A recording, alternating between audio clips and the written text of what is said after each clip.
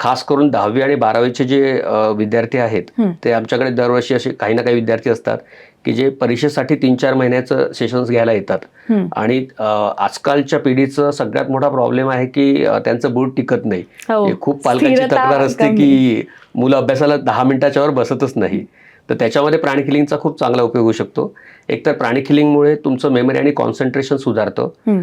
शिवाय प्राणिक हिलिंगमध्ये काही व्यायामाचे प्रकार आहेत, जसं सुपर ब्रेन योग आहे की तो आम्ही त्यांना शिकवतो की ज्याच्यामुळे त्यांच्या ब्रेन सेल्स ॲक्टिव्हेट होतात आणि त्याचा फायदा त्यांना अभ्यासामध्ये होतो. तर इतर असे बरेच टेक्निक्स आहेत की ते वापरून ते अभ्यासामध्ये त्यांना इम्प्रूव्ह करू शकतात आणि एक्झाममध्ये सुद्धा त्यांचा परफॉर्मन्स खूप चांगला राहतो. म्हणजे खास करून बऱ्याच मुलांना एक्झामचा स्ट्रेस असतो, त्यामुळे वेळेवर त्यांना ताप येतो किंवा लूज मोशन्स वगैरे होतात. तर आमचं असं निरीक्षण आहे की प्राणिक हिलिंग ज्यांनी आधीपासून घेतलं आहे एक्झामच्या आधी, तर त्यांना तशा प्रकारचे कुठलेही त्रास परीक्षेच्या दरम्यान झाले नाहीत, जे की इतर मुलांना होतात.